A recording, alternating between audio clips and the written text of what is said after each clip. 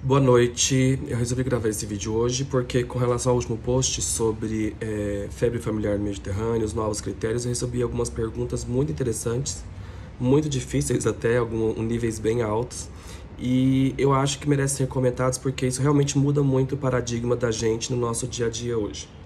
Então a primeira coisa como é feito o diagnóstico da febre familiar no Mediterrâneo. Então até pelo menos uns 5 anos atrás, o diagnóstico da febre familiar no Mediterrâneo era feito simplesmente baseado no quadro clínico, que era baseado em critérios diagnósticos, né? O critério diagnóstico de Teller-Hashomer, o critério diagnóstico da Cesa-Ozen, o critério diagnóstico do Eurofever, né? Então são critérios diagnósticos clínicos. Por que isso? Porque, principalmente nessas regiões, Teller-Hashomer em Israel ou a Cesa-Ozen na Turquia, são regiões endêmicas, né? Existem muitos pacientes com febre familiar no Mediterrâneo e existia uma alta demanda clínica, então existia uma necessidade de ter critério clínico para poder saber quem que ia tratar, quem que não ia tratar, quem que ia fazer essas coisas todas, né? Contudo, após esse boom das autoinflamatórias, esta noção de que talvez todo mundo tivesse muito mais doença autoinflamatória mundo afora, uma vez que todo mundo migrou do Mediterrâneo para as outras regiões do mundo, foi crescendo na Europa, foi crescendo nos Estados Unidos, no Brasil também, né? E então a gente começou a aplicar os mesmos critérios diagnósticos feitos na Teller-Hashomer e na Cesa-Ozen, por exemplo, nos outros pacientes na Europa, nos Estados Unidos e até mesmo no Brasil, né?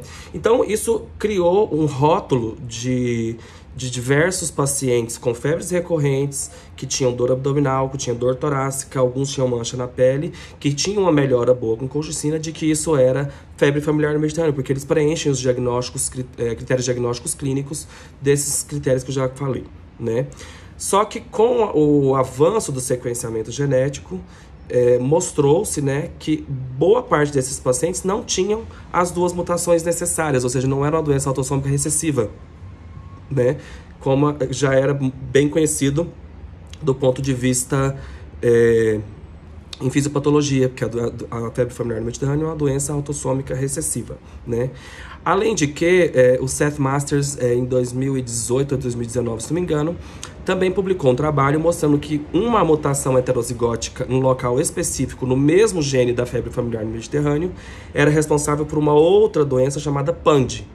Isso levantou muitas dúvidas, porque até então também algumas pessoas com mutações heterozigóticas, ou seja, uma única mutação, também podiam ser febre familiar no Mediterrâneo, e não necessariamente ter duas mutações. Quer dizer, houve uma revolução de conhecimento, uma revolução de conceitos que obrigou, obviamente, a gente a mudar muita coisa, né?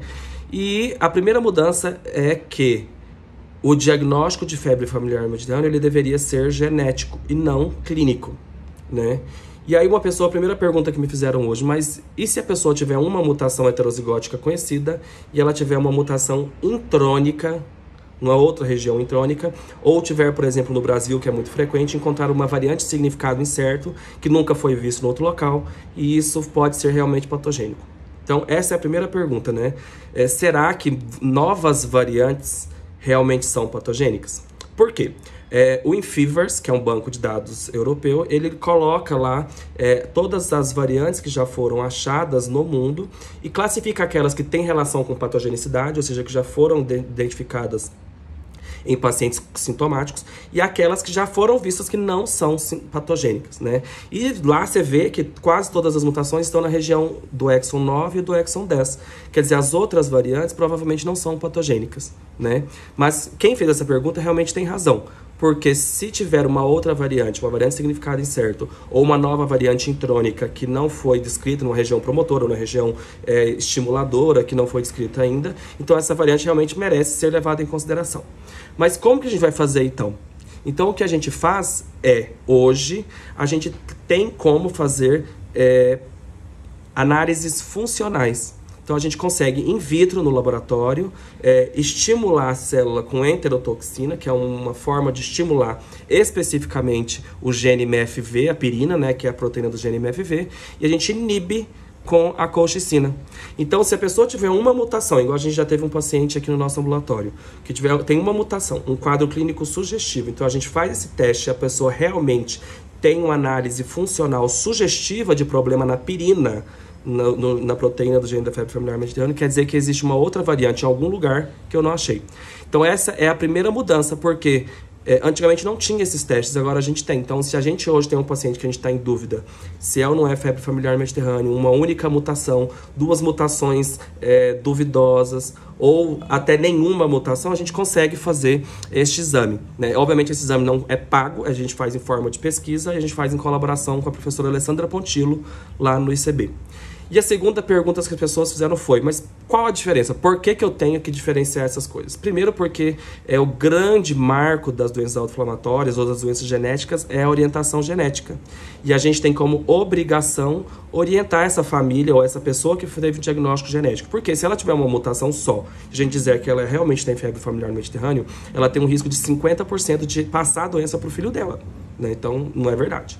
E se ela tiver as duas mutações, o risco do filho herdar, caso o cônjuge não tenha nenhuma variante patogênica conhecida, não seja carreador de nenhuma, é quase zero, na verdade, né? A não ser que encontre uma variante patogênica com uma variante muito significada, incerto, mas que isso causa algum problema, mas é zero, né? Porque a doença ela é de herança autossômica recessiva, então essa é a grande importância, né? Além disso, uma outra importância é porque quando a gente reconheceu que, agora nesse trabalho, 30%, muita gente, não é febre familiar mediterrânea, isso levanta mais perguntas ainda e faz a gente ir atrás de respostas. Porque a hora que a gente vê que aqueles 30% não são febre familiar mediterrânea, então o que essas pessoas têm? Né?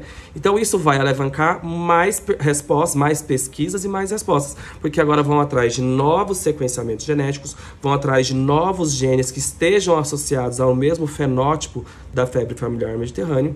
E uma curiosidade bem importante é porque o tratamento muda dessas situações, né? A maioria dos pacientes com febre familiar mediterrânea, mesmo aquele com duas mutações, respondem muito bem à colchicina, e uma parcela pequena deles precisa de uso de anti-L1. Mas esses pacientes com mutações, uma só, duas duvidosas, geralmente eles não respondem tão bem à colchicina e também não respondem tão bem ao anti-L1. Quer dizer, realmente não é uma febre familiar mediterrânea verdadeira. E se a gente descobrir novos genes, na verdade, que sejam responsáveis por isso, a gente também vai descobrir novos tratamentos. Então, é muito importante esse raciocínio e essa atualização para a gente manter todos os pacientes com os diagnósticos corretos e poder manter também todos o avançar da medicina, o avançar do diagnóstico e tratamento desses pacientes de acordo com a evolução mundial desses tratamentos. Então, essa é o meu vídeo explicando, e essas perguntas maravilhosas que eu recebi realmente, de altíssimo nível, que gera bastante discussão, muito produtiva e faz a gente pensar bastante. Boa noite.